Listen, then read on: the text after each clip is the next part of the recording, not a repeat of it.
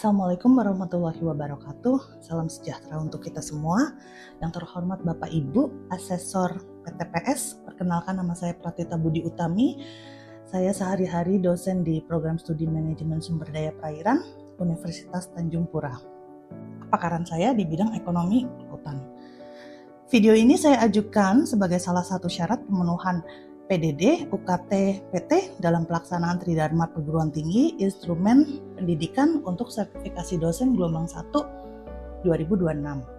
Dan video ini disusun dengan mengacu pada Juknis Kepmen Dikti Saintek 135 tahun 2026. Mata kuliah Ekonomi Sumber Daya Perairan terdiri dari 3 SKS, 2 teori, 1 SKS praktikum yang akan diajarkan pada mahasiswa semester 3.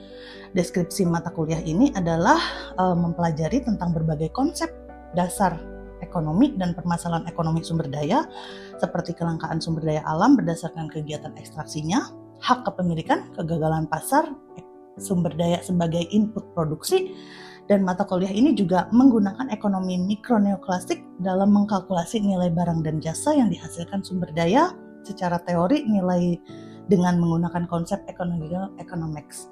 Mata kuliah ini juga mempelajari tipologi nilai ekonomi sumber daya laut, pesisir, dan perairan tawar.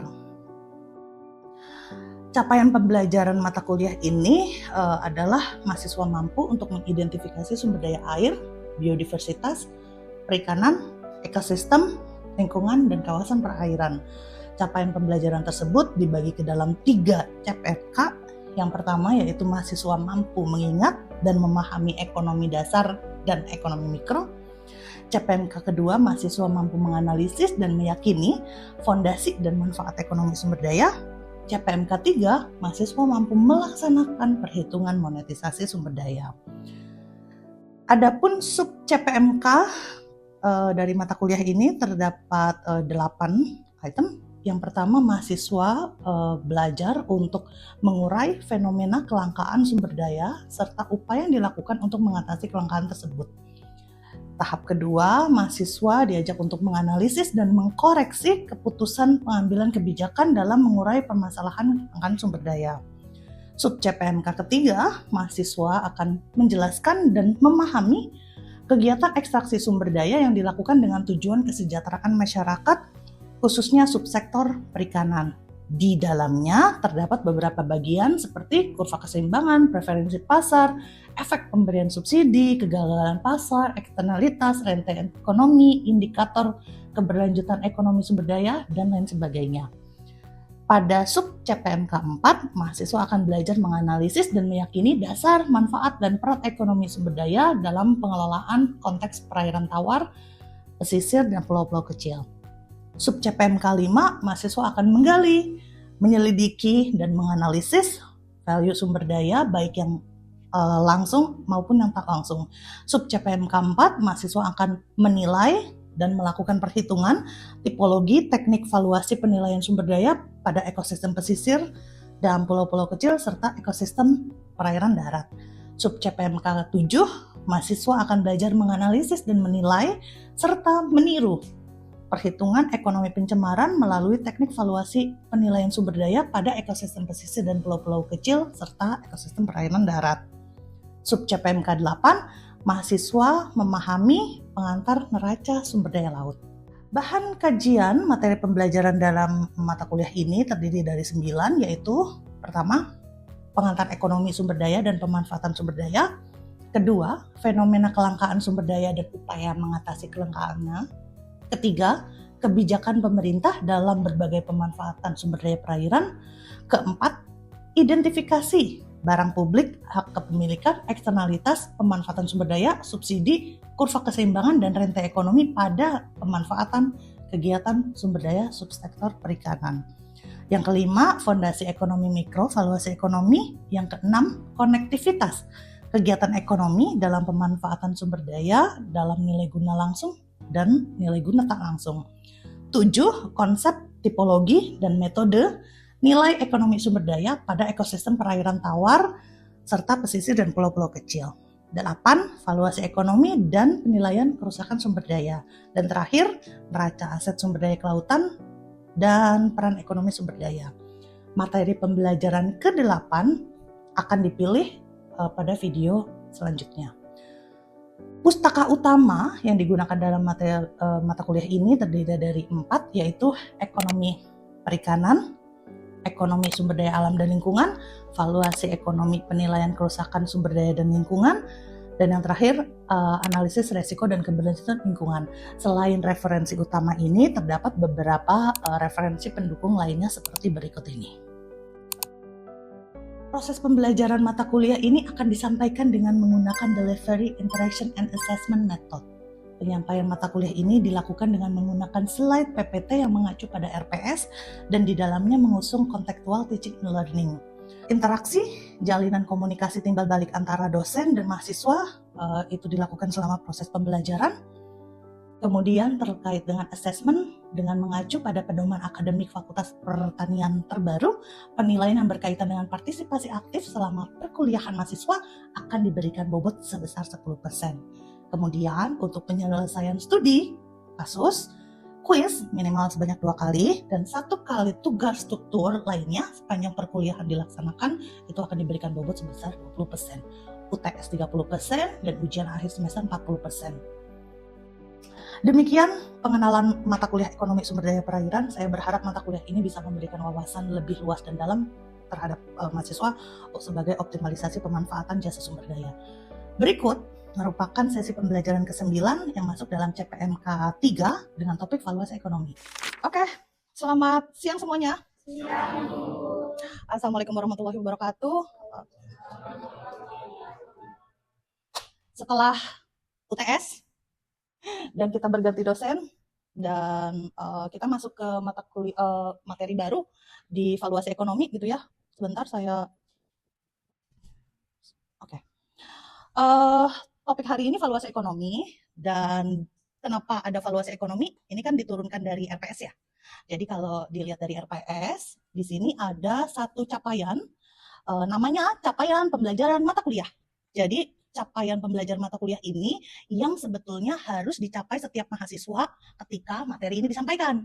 Gitu. Jadi, orientasi kami ketika kami menyampaikan mata kuliah ini, mahasiswa dituntut untuk mampu melaksanakan perhitungan.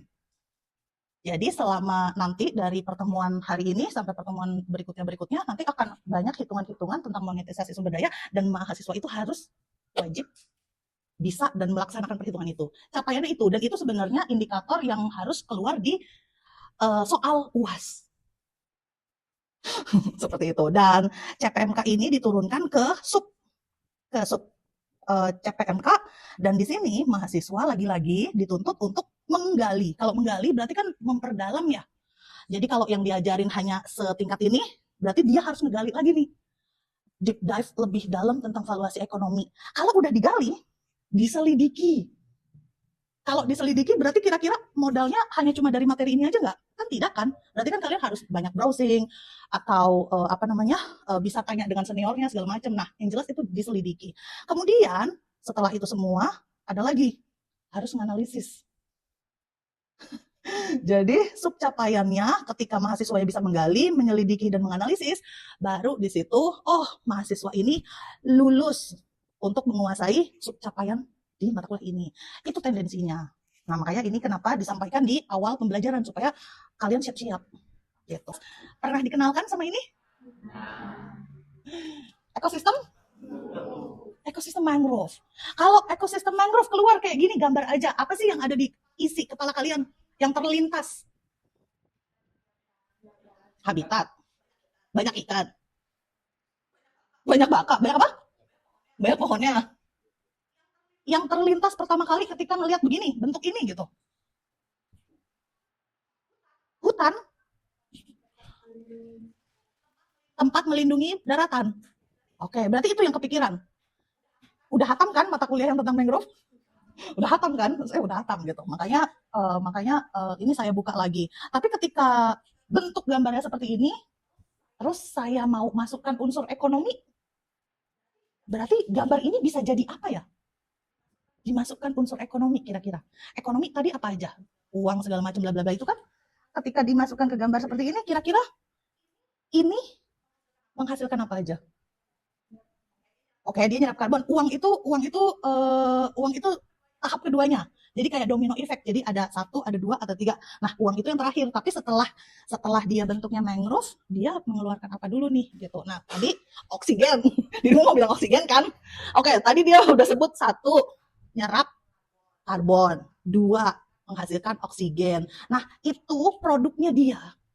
Produknya dia yang akan nanti jadi uang. Cara berpikirnya kayak gitu. Nah, makanya kenapa ekonomi itu dimasukkan. Nah, ini yang tadi saya maksud.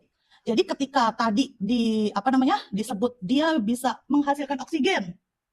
Oke, berarti dia sama seperti tempat ikan-ikan memijah atau tempat nursery-nya dia gitu kan.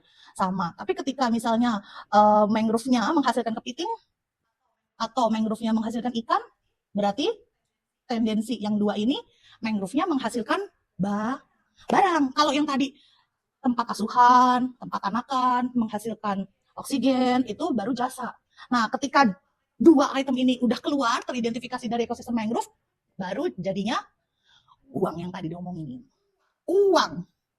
Uang. Kebayang uang 100.000 merah. Nah, kayak gitu. Uang. Tapi, sebentar. Saya mau tanya dulu. Uang sama nilai sama nggak? Uang, bayangin yang uang 50, uang merah. Uang sama nilai sama atau enggak? Beda. Nilai. Coba ada yang pakai jam tangan atau uh, tempat pensil? Tempat pensilnya beli sendiri dan tempat pensil dikasih orang. Kira-kira nilainya sama atau enggak? Kenapa beda? Yang satu itu ada rasa karena oh dikasih ibuku, oh dikasih mantanku, betul? Ada rasa itu. Ketika ada rasa itu, price tag-nya sama nggak? Nah itu nilai. Padahal harga tempat pensil ya sama-sama 20.000 atau berapa gitu. Tapi karena tadi dikasih dan spesial tadi, makanya value-nya apa namanya berbeda. Gimana cara ngukurnya? Ada dua tempat pensil, price tag-nya sama-sama 20.000. Ini kalau beli di Alma 20.000, ini sebut merek tuh. Alma 20.000, terus kalau yang dikasih tadi itu setara juga 20.000. Tapi yang ini kan lebih berharga nih, tempat pensil yang ini. Terus gimana cara ngukurnya supaya oh kok dia berharga ya? Kalau menurut kalian gimana caranya ngukur itu? Ada label harganya? Tidak. Jadi diukurnya pakai perasaan, betul? Sekarang perasaan diukur, diterjemahkan ke dalam rupiah.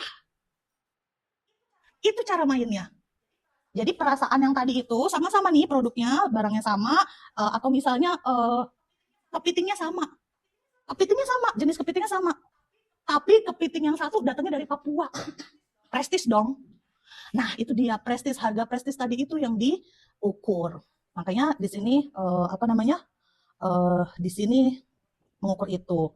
Kemudian ini dia kerangka logik penilaiannya gitu kan. Jadi di dalam ekosistem ada kawan-kawan yang ngukur ekologi. Ada kawan-kawan yang ngukur ekonomi dan ada kawan-kawan sosial. Ini biasanya di FISIP. Jadi kawan-kawan, jadi mereka kerja keroyokan untuk apa namanya? Untuk mengidentifikasi atau memanfaatkan atau ngelola sumber daya segala macam. Nah, ini semua ini value yang tadi. Value bahasa Inggris. Tapi kalau di bahasa Indonesiain jadinya apa? Nilai. Tapi nilai bukan nilai yang tadi 50.000, 100.000 itu ya, bukan. Tapi nilai yang ada unsur rasanya tadi. Jadi beda price tag-nya. Nah, ini yang kita ukur pakai valuasi ekonomi. Namanya monetisasi sumber daya. Jadi kalau pohon mangrove-nya dipotong, ditebang kayunya, dijadiin kayu bakar, harganya cuma 10.000. 10.000. Tapi ketika misalnya mangrove-nya hidup, terus dia bilang sebagai penghasil oksigen, harganya berapa? 10.000 juga nggak? Enggak kan? Nah itu dia cara ngukurnya. Yang paling realistis adalah begini. Pernah masuk rumah sakit? Coba ingat-ingat pernah masuk rumah sakit atau saudaramu atau temanmu siapa terserah. Pernah pakai oksigen? Itu kabel oksigen harganya berapa? Harganya mahal? Mahal? Dia hanya untuk butuh oksigen aja dia beli. Dia beli kan yang tabungnya gede itu kan, dia beli kan di rumah sakit dan dia bayar. Ada duitnya nggak? Ada. Sekarang ketika dirimu sehat, baik-baik, dan dirimu ke ekosistem terumbu karang, dan dirimu menghirup oksigen, sama nggak sih konsepnya menghirup oksigen sama yang tadi di rumah sakit? Sama, tapi gratisan. Gratisan. Kalau dia bayar, taruhlah misalnya satu can yang kecil harga 50.000. Kalau kalian gratisan, bisa nyerap udara. Sekarang saya tanya, ketika kamu ngasih harga satu pohon mangrove yang masih hidup, kalian mau kasih harga berapa? 100 juta, yakin? Boleh nggak saya nanya itu ke kalian? Karena kalian sudah menikmati oksigen gratis. Saya boleh dong nanya, udah bernafas kan dari mangrove, bayar. Boleh nggak saya kayak gitu? Boleh. Nah, pertanyaannya sekarang, berapa rupiah yang mau kamu bayar? Itu yang dihitung di sini. Jadi orang yang menikmati, orang yang sudah memanfaatkan jasa, orang yang tadi sudah mengambil barang dari ekosistem mangrove, mereka itu yang diminta memberi nilai price tag untuk jasa itu. Valuasi, monetisasi seperti itu. Nyambung? Sampai sini nyambung? Oke. Ketika ngitung, ada yang namanya nilai langsung dan ada yang namanya tidak langsung. Kalau nilai langsung itu maksudnya begini, kita ke laut tinggal ngambil ikan, nangkap ikan. Habis udah ketangkap ya udah selesai, mau dimakan mau dijual ya udah terserah. Itu namanya use value. Jadi dari alam udah langsung kita manfaatin. Itu use value. Tapi ada yang namanya non-use. Kenapa non-use? Oh, karena manfaat yang kita ambil, benefitnya bukan sekarang kita rasain. Pernah untuk kawan-kawan yang ada di ekologi pernah dengar perlindungan sungai atau perlindungan habitat atau habitatnya ditutup dulu. Kalau orang-orang di timur ngomongnya sasi, lubuk larangan. Jadi ada wilayah perairan yang dia itu ditutup secara adat. Ditutup secara adat, dijaga, nggak boleh ada yang ngambil, nggak ada pemanfaatan. Ketika dijaga seperti itu, tendensinya untuk recovery ekosistem, kan gitu kan ya. Nah, ketika dia recover ekosistem, berarti sumber dayanya lestari. Nah, itu namanya non-use value. Jadi ada yang manfaatnya bisa diambil sekarang, saat ini juga, tapi ada manfaat yang nanti. Kan kalau udah ditutup dulu, lestari dulu, balik tuh recovery. Nah, baru deh bisa diambil benefitnya. Kemudian, dari klasifikasi ini ada yang namanya total economic value. Jadi antara yang use value yang tadi ya, yang pemanfaatan langsung, sumber dayanya terserah deh apapun. Kemudian ditambah dengan non-use dan ini jadinya total economic value dan ini yang biasanya dihitung. Dihitung ketika misalnya pernah ingat yang kasus di Randayan, sekitaran Randayan, kawasan konservasi Randayan, pernah dengar ya? Yang ada tongkangnya kandas. Tongkang, terus tongkangnya itu isinya batu bara. Coba bayangin, itu kawasan konservasi. Kawasan konservasi kan tendensinya untuk melindungi kan? Tapi di satu sisi ada tongkang yang isinya batu bara dan itu tumpah. Rusak nggak tuh? Jadi cara ngitungnya gimana? Nah, total economic value disitulah berfungsi untuk menggantikan, untuk nyari biaya-biaya yang hilang karena tongkangnya tumpah. Sekarang, sobek kertasnya satu. Sobek kertasnya satu, dikasih nama, dikasih NIM, kerjakan dengan sepenuh hati. Quiz pertama kita. Saya kepingin kalian menjelaskan pakai bahasa kalian sendiri definisi total economic value di perspektif kalian tuh apa sih? Oke, silakan dikerjakan. Nah, ini cara ngitungnya. Kelihatan nggak? Ini ini langsung dari buku soalnya. Ini untuk yang use value, yang ini. Jadi cara bacanya begini. Tadi kan ada use sama non-use. Ini yang non-use. 1, 2, 3. Ini use value. Jadi use value itu dibelah lagi jadi 3. 1, 2, 3. Nah, satu item misalnya kayak gini nih. Migrasi, habitat, atau provisioning. Satu item seperti ini, terus misalnya biodiversity maintenance, ini satu item kayak gini, ini tools yang dipakai. Jadi kalau kalian skripsi, kan ada metodologi. Metodologi itu kan rangkaian-rangkaiannya ya. Satu item ini, itu metodologinya. Jadi semua ini sudah diringkas sama BAN di tahun 99 dan ini yang dikerjakan sama kawan-kawan ekonomi sumber daya. Satu item, satu metodologi. Tinggal di breakdown mau sedalam apa. Dan kalian mau lihat apanya? Mau lihat use value atau yang non-use. Seperti itu kerangka berpikirnya. Use value itu kan tadi dibagi jadi 3 ya. Nah ini dia, ada yang direct value. Kalau direct berarti sumber dayanya langsung diambil. Kayak tadi, ikan langsung harvest.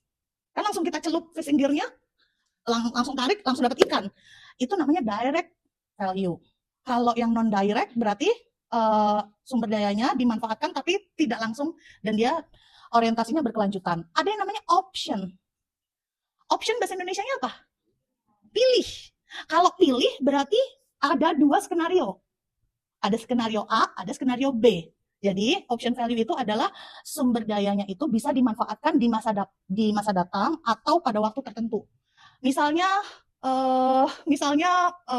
pesisir, bentuknya mangrove, misalnya ya hutan. Tapi ada tendensi untuk ekstensifikasi tambak udang untuk ekspor. Option value dihitung. Jadi dihitungnya begini, oh saat ini kalau wujudnya masih hutan mangrove, nilainya berapa rupiah?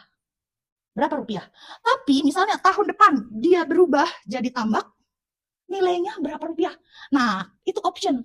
Jadi ketika misalnya, oh kalau dia bentuknya seperti itu aja ekosistem mangrove, oh misalnya harganya 1 T. Dihitung. Terus kalau misalnya dia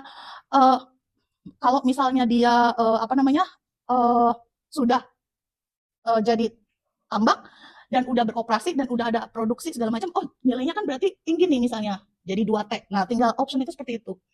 Sekarang, ada yang mau tanya dulu nggak tentang 3 item ini? Direct, non-direct, dan option. Kalau nggak ada, kita akan ke non-use. Non-use itu gambarnya yang ini. Jadi kalau bequest itu yang ini. Kalau existency value berarti yang ini. Kalau dari 2 gambar clue ini kan udah ada clue-nya nih. Kalau ini kan tadi udah ada jabarannya. Kalau ini saya tidak jabarkan. Saya hanya kasih clue berupa gambar. Bequest bahasa Indonesianya apa? Warisan. Bequest, nilai sumber daya yang sifatnya diwariskan. Bentuknya seperti ini. Ada tangkap ikan rame-rame, ada kegiatan sasi, lompa di Maluku. Di satu sisi, ada yang namanya existency value. Eksistensi bahasa Indonesianya keberadaannya dia. Tahu hewan apa? Ini komodo dari zaman dinosaurus. Dari zaman dinosaurus, dia masih eksis, dia masih ada. Kalian kalau punya anak, nanti kalau mau jalan-jalan ke Pulau Komodo, Nusa Tenggara, kalian ketemu dah mereka nih. Itu eksistensi value. Sekarang, quiz kedua. Menurut kalian, bequest value itu apa? Eksistensi value itu apa? Masih di kertas tadi, di pertanyaan kedua. Silakan dikerjakan. Oke, sambil mengumpulkan, verifikasi lagi, tanya lagi. Apa itu TEV? Total Economic Value. Oke. Nilai perhitungan ekonomi sumber daya, ada yang mau bertanya atau ada yang belum jelas? Jelas semua? Aman? Kenapa? Tatia? Masih kurang ngerti sama yang option value, Bu. Kan Option value? dia ada dapat dimanfaatkan di masa mendatang dan waktu tertentu. Nah, itu tuh kan kita nggak bisa memprediksinya gimana. Jadi menentukan di waktu tertentunya itu gimana, Bu? Memprediksi apanya nih? Sumber dayanya tuh dapat dimanfaatkan. Option itu misalnya seperti ini. Tahu Lembukutan? Pernah piknik ke situ? Maksudnya posisikan diri bukan jadi mahasiswa ya. Posisikan diri sebagai wisatawan pernah? Oke. Buang sampah nggak? Buang sampah nggak? Ada tempatnya? Yakin cuma kalian aja melakukan itu? Yang lainnya? Oke. Sekarang dengan posisi yang seperti itu, dibayangin kalau permasalahan itu terus-terusan seperti itu. Di satu sisi, notabene, lokasi itu lagi-lagi masuk ke kawasan konservasi. Walaupun tendensi Pulau Lembukutan itu warnanya atau zonanya jadi zona wilayah pariwisata. Oke, betul. Tapi di satu sisi tadi, turisnya seperti itu, wisatawan seperti itu. Oke, dibayangkan kalau misalnya dia tetap dibiarkan begitu aja. Apa kabar sampahnya? Oke, kebayang lah ya. Oke, sekarang itu itu opsi pertama. Ketika dia opsi pertama seperti itu, ekosistem fungsi degradasi terjadi atau enggak? Terjadi. Oke, sekarang ada opsi kedua. Ada opsi kedua. Pemerintah desanya bingung. Kita harus apain nih sampah? Akhirnya pemerintah desanya bergerak untuk ngumpulin apa kalau di desa apa sih Karang Taruna? Bukan. Pokoknya organisasi-organisasi yang isinya anak-anak muda, anak SMP, SMA gitu-gitu. Nah, gitu-gitu. Nah, mereka membuat apa misalnya? Membuat rencana pembuatan jalan desa tapi dari plastik limbah tadi misalnya dibentuk jadi bola-bola paving atau jadi apa pokoknya sampah itu intinya jadi berkurang segala macam. Ketika misalnya itu dibuat seperti itu kan itu ada opsi B. Nah, sampah atau degradasi ekosistem yang tadi ada di opsi pertama berubah atau enggak? Manfaatnya jadi berubah atau enggak? Beda atau enggak? Nah, si option value itu seperti itu. Jadi dia ditandem. Dia mau dibiarkan begitu aja atau dia mau ada perlakuan lain. Sama seperti yang tadi. Oh, dia dibiarkan aja deh. Hutan mangrove. Ada loh nilainya. Kan sebagai pencegah abrasi, erosi, bisa menghasilkan juvenil dan nelayan bisa ambil ikan, harvest segala macam. Ada. Tapi pemerintah Jakarta bilang, oh nganggur, ayo kita buka yuk. Jadi tambak supaya kita bisa ekspor ketahanan pangan bangsa. Ada duitnya. Itu option. Jadi ada dua dan terserah mau di versus di tahun ini atau mau di versus di 5 tahun lagi misalnya ya pemerintah Jakarta bilangnya oh besok kita masuk Kalbar yuk. Kalbar yang bagian Sambas ke sono. Nah tuh ada kan. Nanti kita benerin atau kita lebarin di 5 tahun ke depan. Nah ini sudah option value. Kayak gitu option value. Sip. Cut ya. Oke. Sudah, terima kasih banyak semuanya. Assalamualaikum warahmatullahi wabarakatuh. Bye, sampai jumpa minggu depan. Terima kasih atas perhatian yang diberikan pada video sebelumnya. Saya mengucapkan banyak terima kasih kepada Kemendikbudristek serta seluruh pihak yang memberi kesempatan kepada saya untuk sertifikasi dosen gelombang 1 2026. Terima kasih atas perhatiannya. Assalamualaikum warahmatullahi wabarakatuh.